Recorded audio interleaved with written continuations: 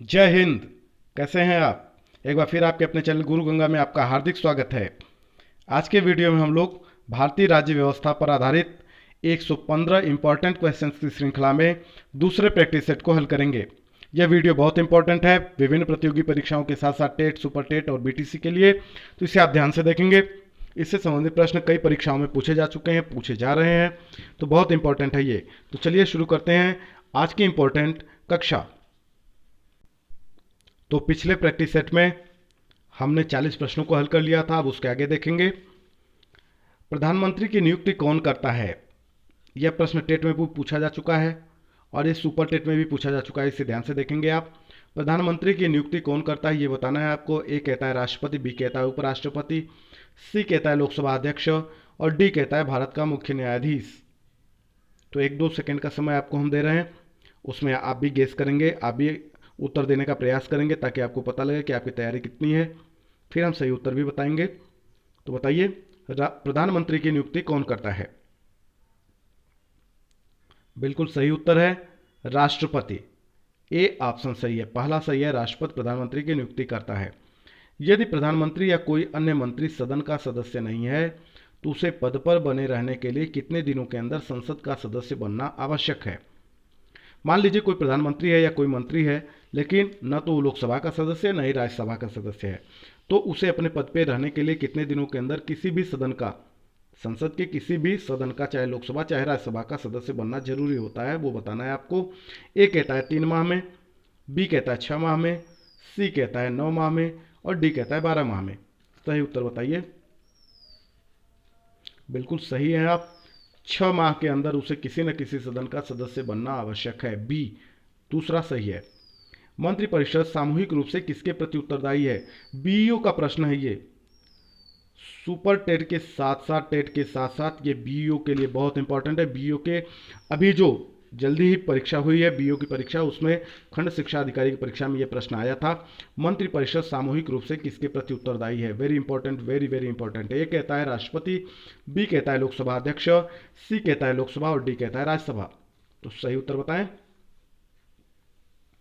मंत्रिपरिषद जो होती है वो सामूहिक रूप से लोकसभा के प्रति उत्तरदायी होती है। ध्यान दीजिएगा, लोकसभा के प्रति उत्तरदायी होती है ना।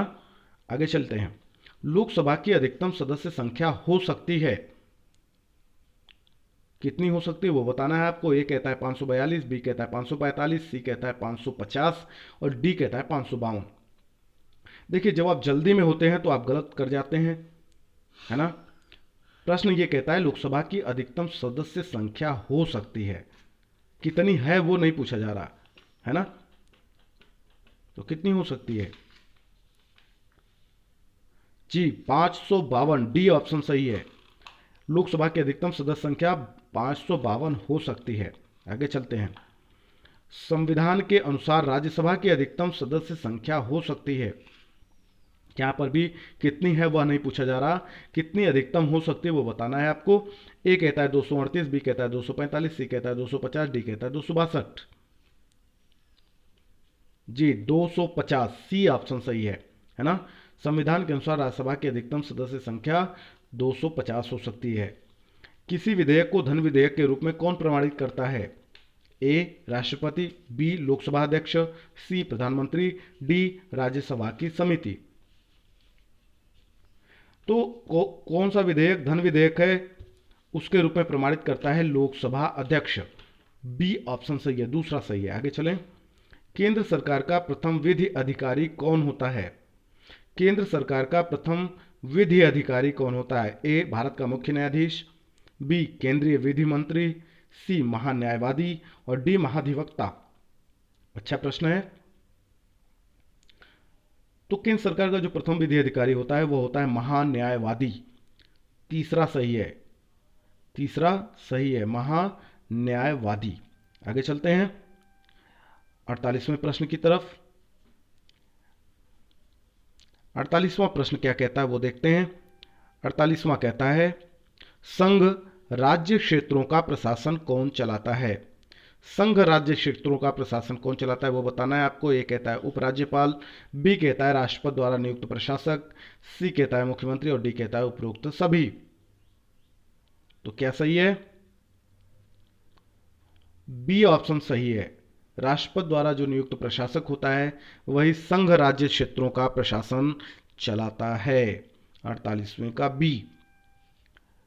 संसद की संयुक्त बैठक की अध्यक्षता कौन करता है? अच्छा प्रश्न है, पूछा जा चुका है। ए कहता है प्रधानमंत्री, बी कहता है राष्ट्रपति, सी कहता है लोकसभा अध्यक्ष और डी ऑप्शन कहता है उपराष्ट्रपति। तो संसद की संयुक्त बैठक की अध्यक्षता कौन करता है बताना है। जी हाँ, लोकसभा अध्यक्ष। संसद की संयुक्त बैठक की अध्यक्षता लोकसभा अध्यक्ष करता है। आगे चलिए, भारत के प्रथम राष्ट्रपति थे, कौन थे वो आपको बताना है। बड़ा सरल उत्तर है, डॉक्टर भीमराव अंबेडकर, डॉक्टर राजेंद्र प्रसाद, महात्मा गांधी और पंडित जवाहरलाल नेहरू। जी हाँ, डॉक्टर राजेंद्र प्रसाद भारत के प्रथम राष्ट्रपति थे। बी ऑप्शन सही है। स्वतंत्र भारत के पहले भारतीय गवर्नर जनरल थे। स्वतंत्र भारत के पहले भारतीय गवर्नर जनरल पूछा जा रहा है, ध्यान दीजिएगा। ए कहता है चक्रवर्ती राजगोपालाचारी, बी कहता है सच्चिदानंद सिन्हा, सी कहता है लॉर्ड माउंटबेटन और डी कहता है डॉक्टर राजेंद्र प्रसाद। तो सही उत्तर क्या है? जी हाँ, चक्रवर्ती राजगोपालाचारी भारत के पहले भारतीय गवर्नर जनरल थे। ध्यान दीजिएगा, पहले स्वतंत्र भारत का पहला गवर्नर जनरल पूछा जाए तो लॉर्ड माउंटबेटन, लेकिन पहला भारतीय गवर्नर जनरल पूछा जाए तो चक्रवर्ती राजगोपालाचारी। ये पहले भारतीय गवर्नर जनरल भी थे और स्वतंत्र भारत के अंतिम गवर्नर जनरल भी थे, चक्रवर्ती राजगोपालाचारी। तो इस तरीके के प्रश्न बनते हैं, इसे ध्यान से देखेंगे। स्वतंत्र भारत के प्रथम प्रधानमंत्री थे, बहुत आसान सा प्रश्न है। ए पंडित जवाहरलाल नेहरू, बी लाल बहादुर शास्त्री, सी महात्मा गांधी, डी वल्लभ भाई पटेल। तो उत्तर तो आपको पता ही है, जवाहरलाल नेहरू। ए ऑप्शन सही है। आगे चलते हैं, निम्न में से किस पद की व्यवस्था संविधान में नहीं है? Very good questions.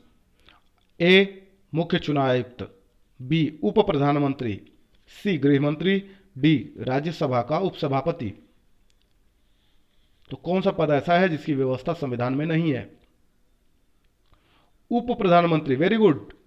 उप प्रधानमंत्री की व्यवस्था भारतीय संविधान में नहीं है, जबकि आपको पता होगा कि आपके देश में कई उप प्रधानमंत्री नियुक्त किए गए, है ना, जिसकी व्यवस्था संविधान में थी ही नहीं या है भी नहीं। आगे चलिए, राज्यसभा के बारे में निम्न में से कौन सा कथन असत्य है? ए यह एक स्थायी सदन है, बी इसके 1/3 सदस्य प्रति 2 वर्ष बाद सेवानिवृत्त होते हैं, सी इसकी सदस्यता के लिए 30 वर्ष या उससे अधिक आयु होना आवश्यक है, डी इसकी सदस्यता के लिए 25 वर्ष या उससे अधिक आयु होना आवश्यक है। तो कौन सा कथन असत्य है वो बताना है आपको। तो देखिए, डी ऑप्शन गलत है इसमें, है ना, असत्य है। 25 वर्ष या उससे अधिक आयु लोकसभा के लिए होती है, बाकी ऊपर का जो तीनों दिया हुआ है वह सही है। आगे चलते हैं, निम्न में से किन संघ राज्य क्षेत्रों में विधानसभाएं हैं वो बताना है आपको, जिनके सदस्य राष्ट्रपति के चुनाव में भाग लेते हैं, है ना। निम्न में से किन संघ राज्य क्षेत्रों में विधानसभाएं हैं जिनके सदस्य राष्ट्रपति के चुनाव में भाग लेते हैं वो बताना है। ए कहता है दिल्ली चंडीगढ़, बी कहता है पुदुचेरी और दिल्ली, सी कहता है चंडीगढ़ लक्षद्वीप दिल्ली और डी कहता है दिल्ली पुदुचेरी लक्षद्वीप। तो सही क्या है वह बताना है आपको। तो देखिए, जो सही उत्तर है वह है पुदुचेरी और दिल्ली, है ना। इनके सदस्य राष्ट्रपति के चुनाव में भाग लेते हैं, इन विधानसभाओं के। अब चलते हैं 56वें प्रश्न पे। राष्ट्रपति द्वारा लोकसभा तथा राज्यसभा में मनोनीत किए जाने वाले सदस्यों की संख्या क्रमशः है, यानी राष्ट्रपति लोकसभा में कितने सदस्यों को मनोनीत करता है और राज्यसभा में कितने को करता है, उनकी संख्या आपको बताना है।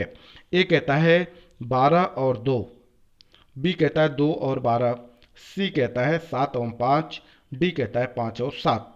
जो पहले लिखा है वो लोकसभा के लिए है, जो बाद में लिखा है वह राज्यसभा के लिए है। सही उत्तर क्या है वो बताना है आपको। तो जी हाँ, राष्ट्रपति जो होता है वो लोकसभा में 2 और राज्यसभा में 12 सदस्यों को मनोनीत करता है। बी ऑप्शन सही है, 2 और 12, ठीक ना। तो क्रम उल्टा नहीं करेंगे, आप ध्यान से देखेंगे।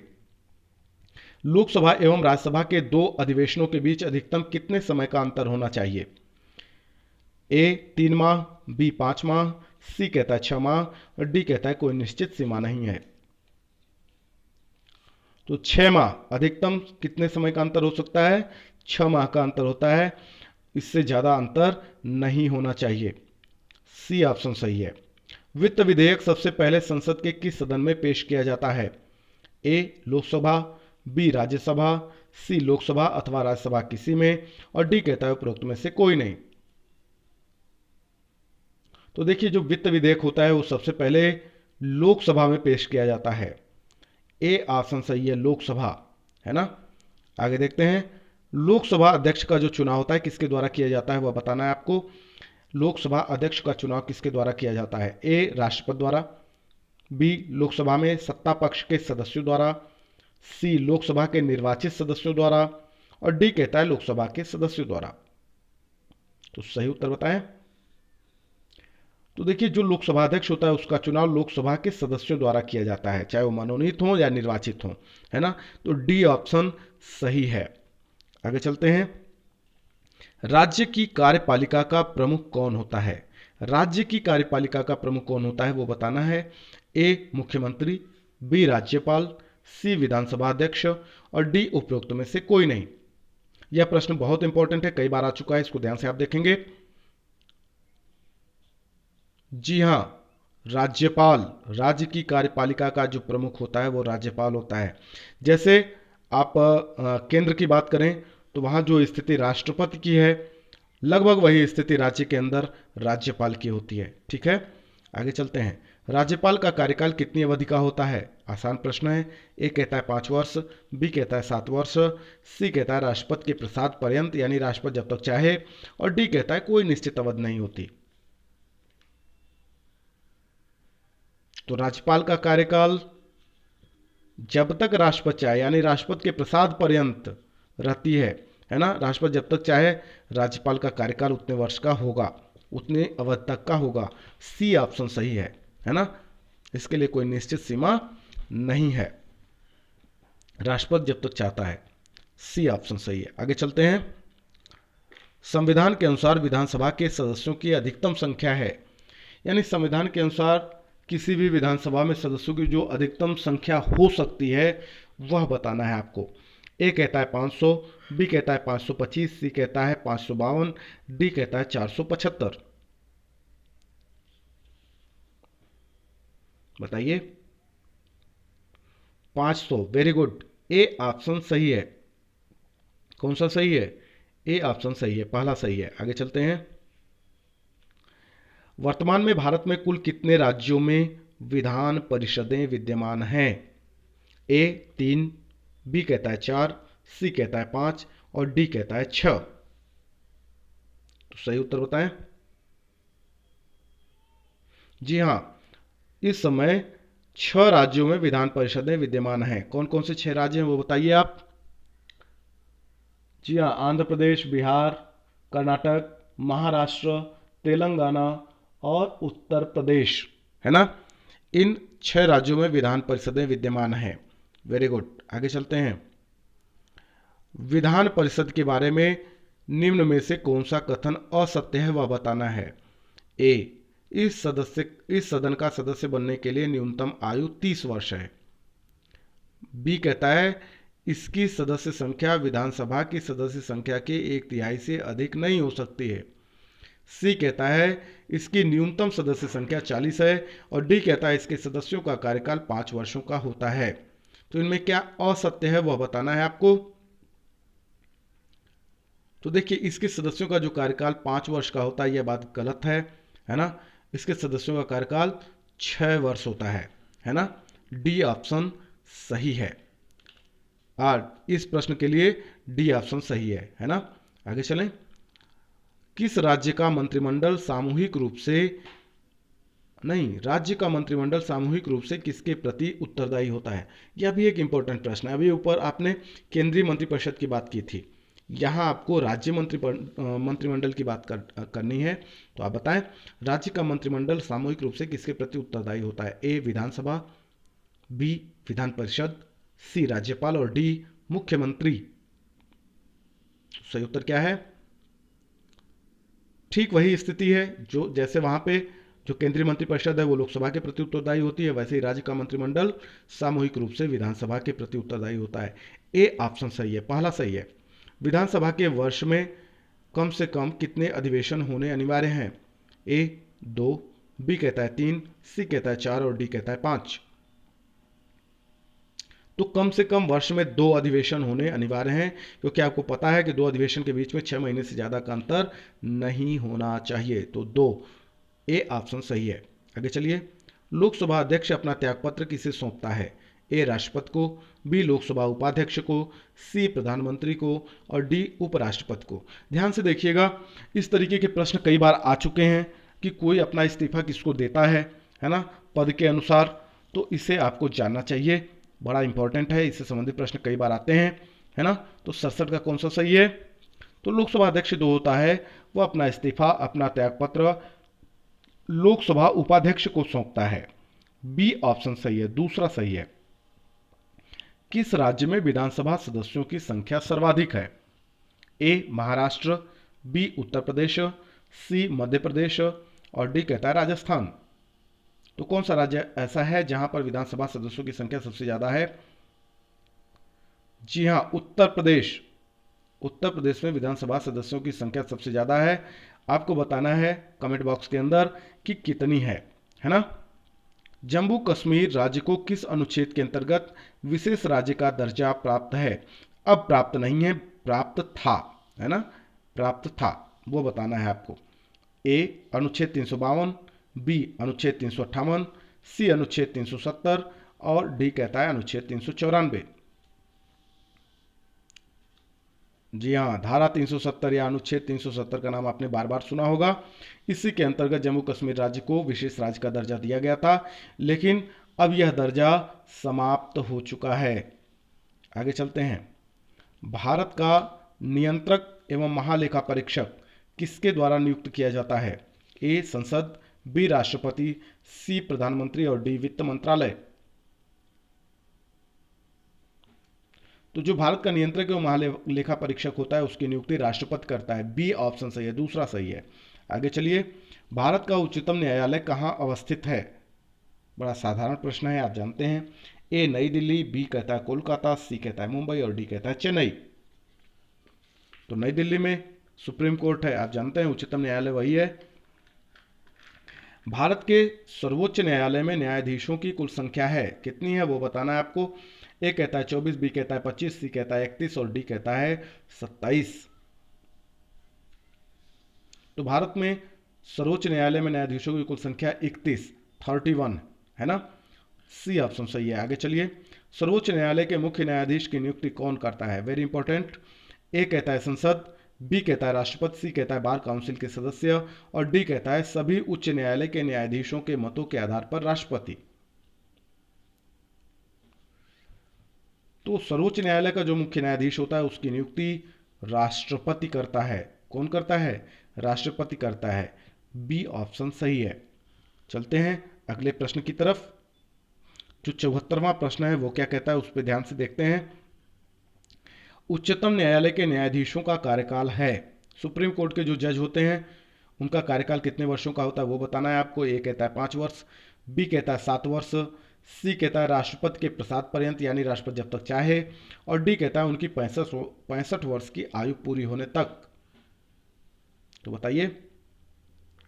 देखिए, जो उच्चतम न्यायालय के न्यायाधीश होते हैं वो 65 वर्ष की आयु पूरी होने तक अपने पद पे रहते हैं, तो वही उनका कार्यकाल होता है। डी ऑप्शन सही है। देखिए, बड़े इंपॉर्टेंट प्रश्न इसमें शामिल हैं। हर प्रैक्टिस सेट में आपको ऐसे इंपॉर्टेंट प्रश्न मिलेंगे, इसलिए वीडियो को आप अंत तक जरूर देखा करें।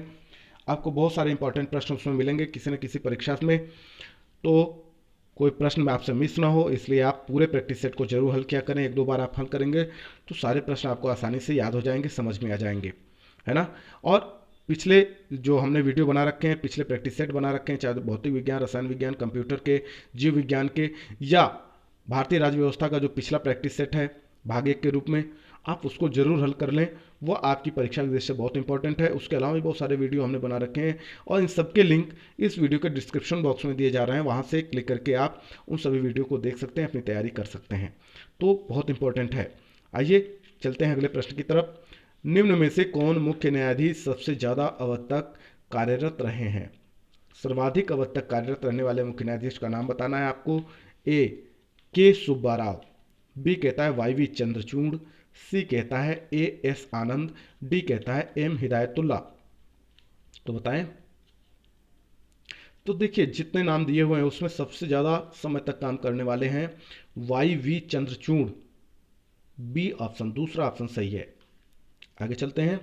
सर्वोच्च न्यायालय के प्रथम मुख्य न्यायाधीश थे, है नहीं थे, है ना, कौन थे वो बताना है आपको। ए के एन वांचू, बी जीवी मावलंकर, सी हीरालाल जे कानिया और डी सुकुमार सेन। तो देखिए एच जे कानिया या हीरालाल जे कानिया ये भारत सर्वोच्च न्यायालय के प्रथम चीफ जस्टिस रहे हैं, मुख्य न्यायाधीश रहे हैं। सी ऑप्शन सही है। कौन सा सही है? तीसरा इसका सही है। आगे चलते हैं। वर्तमान में भारत में उच्च न्यायालयों की कुल संख्या कितनी है? ए कहता है 21, बी कहता है 22, सी कहता है 24 और डी कहता है 28। तो सही उत्तर क्या है वो बताइए। तो सही उत्तर ये है कि ये चारों ही ऑप्शन गलत हैं। क्या है? चारों ऑप्शन गलत हैं, इनमें से कोई नहीं। भारत में अगर बात करें वर्तमान में तो उच्च न्यायालयों की संख्या 25 हो गई है। 25वां है आंध्र प्रदेश के अमरावती में, है ना, और इसकी स्थापना 1 जनवरी 2019 को की गई थी। 25वें हाई कोर्ट के रूप में आंध्र प्रदेश के अमरावती में 1 जनवरी 2019 को उच्च न्यायालय स्थापित किया गया था, है ना। तो अगर अब प्रश्न बनता है कि वर्तमान में भारत में उच्च न्यायालयों की कुल संख्या कितनी है, तो 25 है। कितनी है? 25 है। आप इसको ध्यान से देख लीजिए, ये करंट है, करंट जानकारी है। आगे चलते हैं 78वें प्रश्न की ओर। उच्च न्यायालय के मुख्य न्यायाधीश की नियुक्ति कौन करता है? ए सर्वोच्च न्यायालय का मुख्य न्यायाधीश, बी राष्ट्रपति, सी राज्यपाल और डी राज्य के बार काउंसिल के सदस्य। तो देखिए उच्च न्यायालय के मुख्य न्यायाधीश की नियुक्ति भी राष्ट्रपति करता है। जैसे सुप्रीम कोर्ट के चीफ जस्टिस की नियुक्ति वो करता है, इसी तरह से हाई कोर्ट के चीफ जस्टिस की नियुक्ति भी राष्ट्रपति ही करता है ना। तो बी ऑप्शन सही है, दूसरा सही है। उच्च न्यायालय के न्यायाधीशों के कार्यकाल की सीमा है, आपको बताना है। ए 5 वर्ष, बी 7 वर्ष, सी अपनी उम्र के 62 वर्ष पूरे होने तक और डी कहता है उपरोक्त में से कोई नहीं। तो ऊपर आपने अभी देखा है कि सुप्रीम कोर्ट के जस्टिस की बात हो रही थी, 65 वर्ष तक की एज थी, है ना। तो यहाँ पर जो हाई कोर्ट के जस्टिस होते हैं, न्यायाधीश होते हैं, वो 62 वर्ष पूरे होने तक अपने पद पे रहते हैं, कार्यकाल उनका रहता है। सी ऑप्शन सही है। और आज का अंतिम प्रश्न देख लेते हैं, इस प्रैक्टिस सेट का अंतिम प्रश्न। निम्नलिखित में से किस उच्च न्यायालय की अधिकारिता सर्वाधिक क्षेत्रों पर है? यानी कौन सा हाई कोर्ट ऐसा है जिसके अधिकार क्षेत्र में सबसे ज़्यादा और जिसका दायरा है ना। ए कलकत्ता, बी बम्बई, सी गुवाहाटी और डी मद्रास हाई कोर्ट या उच्च न्यायालय। तो सही उत्तर बताएं। तो देखिए जो सी है गुवाहाटी, है ना, गुवाहाटी उच्च न्यायालय की अधिकारिता सबसे ज़्यादा क्षेत्रों पर है, तो सी ऑप्शन सही है। तो चलिए इस वीडियो में इतना ही। यदि यह वीडियो आपको पसंद आता है तो इसे लाइक जरूर करें, अपने मित्रों में शेयर जरूर करें, और अगर चैनल पर नए हैं तो चैनल को सब्सक्राइब कर लें और बेल आइकन को भी प्रेस कर लें ताकि प्रत्येक इंपॉर्टेंट वीडियो की नोटिफिकेशन आपको समय से मिलती रहे। और फिर मिलते हैं इस श्रृंखला के अंतिम प्रैक्टिस सेट में। तब तक के लिए आप सभी लोगों को एक बार फिर से जय हिंद।